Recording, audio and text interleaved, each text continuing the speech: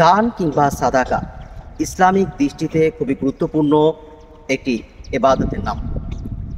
নফল ইবাদত হিসেবে লোকেদেরকে উৎসাহিত করা হয়েছে যাতে তারা দান সাদাকা করে।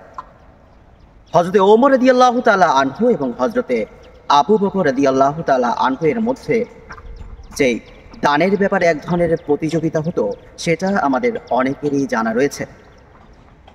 একদা একটি জিহাদে অংশগ্রহণের সময় নবী করিম সাল্লাল্লাহু আলাইহি ওয়াসাল্লাম যখন দানের জন্য সাদাকার জন্য সকলকে আহ্বান করলেন, তখন হজরতে ওমর রাদিয়াল্লাহু তাআলা আনহু মনে মনে সিদ্ধান্ত নিলেন যে আজ আমি আবু বকরকে হারিয়ে দিব। তো ওমর রাদিয়াল্লাহু তাআলা আনহু মনে মনে সিদ্ধান্ত নিয়ে ফেলেছিলেন যে তিনি তার সম্পদের অর্ধেক সেই জিহাদের জন্য দান করে দিবেন। কিন্তু পরক্ষণে যখন নবী করিম সাল্লাল্লাহু আলাইহি ওয়াসাল্লাম আবু বকর রাদিয়াল্লাহু তাআলা আনহুকে দানের ব্যাপারে সওয়াল করলেন যে তুমি কি দান করেছো, আবু বকর রাদিয়াল্লাহু তাআলা আনহু বলেন, আল্লাহ তার রাসূলের শপথ, আমি আমার গৃহে আল্লাহ এবং তার রাসূলকে রেখে বাকি সকল কিছু দান করে দিয়েছি। তো এইভাবেই সাহাবীগণের মধ্যে দানের ক্ষেত্রে বিভিন্ন নফল ইবাদতের ক্ষেত্রে এক ধরনের প্রতিযোগিতা চলত।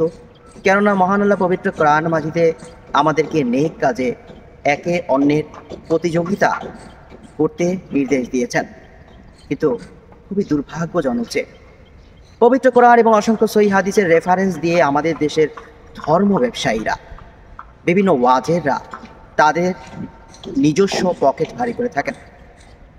3 ওয়াক্ত 4 ওয়াক্ত বা 5 ওয়াক্ত সালাত, 3 ওয়াক্ত 4 ওয়াক্ত এই জন্য বললাম কারণ আমাদের আশপাশের মসজিদের মধ্যে আমি এমনও দেখেছি যে ইমাম সাহেব 2 থেকে 3 ওয়াক্ত নামাজে উপস্থিত থাকেন, বাকি ওয়াক্তগুলোতে তিনি উপস্থিত থাকেন না, শুধুমাত্র জুমার বয়ান করেন।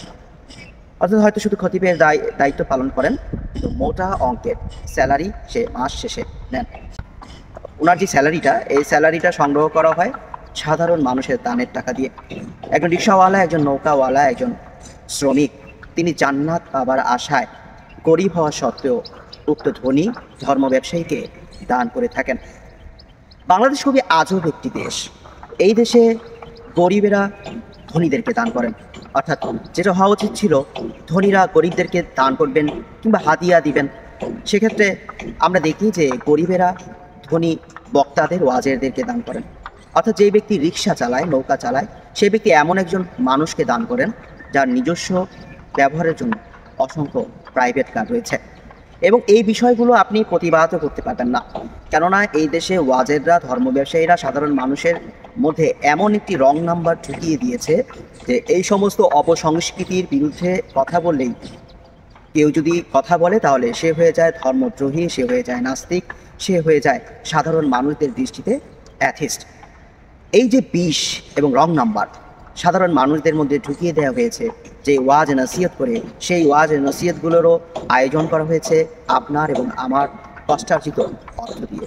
অথচ পবিত্র কোরআনে সূরা ইয়াসিনের 21 নম্বর আয়াতে মহান আল্লাহ সুবহানাহু ওয়া তাআলা বলেন, তাহাদিগদের অনুসরণ করো যাহারা আল্লাহর কাজের জন্য পারিশ্রমিক চায় না, তাহারাই হেদায়েত প্রাপ্ত। আমরা মসজিদে প্রবেশের সময় একটি দোয়া করে প্রবেশ করি, আল্লাহুম্মা ফতাহলি আবওয়াবা রাহমাতিক। আবার আমরা যখন বের হই তখন কিন্তু আরেকটি দোয়া পড়ে আমরা মসজিদ থেকে বের হই, সেটি হচ্ছে আল্লাহুম্মা ইন্নী আসআলুকা মিন ফাদলিক। এই যে ফাদলিক, এই ফাদলিকই কিন্তু হচ্ছে রিজিক।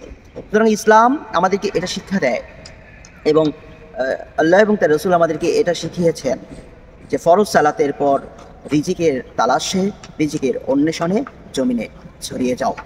কিন্তু আমাদের দেশে ধর্ম ব্যবসায়ী, ওয়াজের বক্তা, তথাকথিত আলেমদেরকে দেখলে মনে হয় যে 2-4-5 ওয়াক্ত সালাত আদায় করা, কিছু ধর্মীয় জ্ঞান অর্জন করা, এবং সেগুলোর মধ্যে অসংখ্য বিতর্কিত বিষয় রয়েছে, সেই দিকে আমি যাচ্ছি না, এটাই বোধহয় যথেষ্ট, আর কোনো কাজ করে খাওয়া যাবে না। অথচ তারা ইমাম আবু হানিফার কথা বলে, ইমাম আবু হানিফাকে অনুসরণের কথা বলে। কিন্তু আপনারা যদি দেখেন যে ইমাম আবু হানিফা রাহিমাহুল্লাহ কাপড়ের ব্যবসা করে জীবিকা নির্বাহ করতেন। এত বড় ইমাম হওয়া সত্ত্বেও, তার জমানার সর্বশ্রেষ্ঠ ইমাম হওয়া সত্ত্বেও তিনি কিন্তু রিজিকের ব্যবস্থা করতেন কাপড়ের ব্যবসা করে। আপনি যদি সাহাবীদের জীবন আদর্শ দেখেন, হযরত আবু বকর, হযরত ওমর, হযরত আলী, আপনি কিন্তু অনুরূপ বিষয়ই আপনার সামনে আসবে যে তারা জীবিকা নির্বাহ কখনো ধর্মের মাধ্যমে করেননি। আসলে ধর্ম কখনো কারো পেশা হতে পারে না। ধর্ম আপনাকে সঠিক পেশা বাছাইয়ে সহযোগিতা করবে।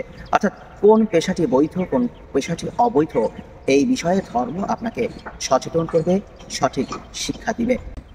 আমরা আমাদের ভবিষ্যৎ প্রজন্মকেও নষ্ট করে দিচ্ছি। শুধু নিজেরাই দান সাদাকার নামে হাদিয়া খেয়ে ভিক্ষাবৃত্তি করছি সেটাই নয়, আমরা আমাদের ভবিষ্যৎ প্রজন্মর মেরুদণ্ড ভেঙে দিচ্ছি।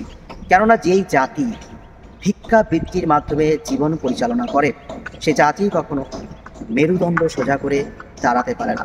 সে জাতি কখনো হুঙ্কার দিয়ে তাওহীদের কথা বলতে পারে না।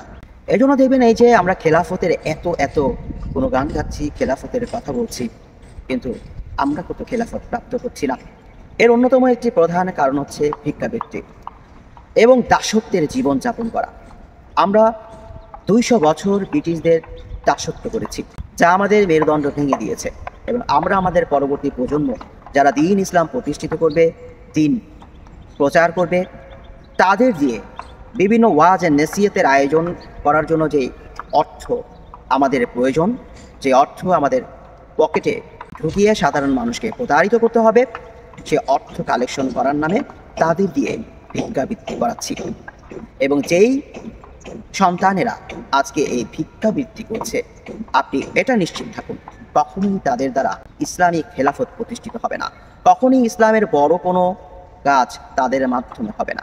আমাদের দৌড় হবে মসজিদ পর্যন্ত, যেমনটা আমাদের সমাজে একটি কথা প্রচলিত আছে, মোল্লার দৌড় মসজিদ পর্যন্ত। আজকে আমরা সোহরাওয়ার্দী উদ্যানে গিয়ে আমরা ইসরায়েলের বিরুদ্ধে কথা বলি, গলা ফাটিয়ে মাইক লাগিয়ে হুঙ্কার দেই, কিন্তু এই হুঙ্কার কিছুদিন পরে আমরাই থেমে যাই। আর আমাদের এই হুঙ্কার, আমাদের এই বক্তব্যের বিরুদ্ধে ইসরায়েল কোনো কথাই বলে না। কিন্তু এই একই সমাবেশ যদি পাকিস্তান করতো তাহলে ইসরায়েলের মাথা খারাপ হয়ে যেত। কেননা পাকিস্তানের পারমাণবিক অস্ত্র রয়েছে, আমাদের পারমাণবিক অস্ত্র নেই। যেই প্রজন্ম পারমাণবিক অস্ত্র তৈরি করবে, যে মেধাবীরা পারমাণবিক অস্ত্র তৈরি করবে, তাদেরকে দিয়ে তো আমরা ভিক্ষাবৃত্তি করাচ্ছি।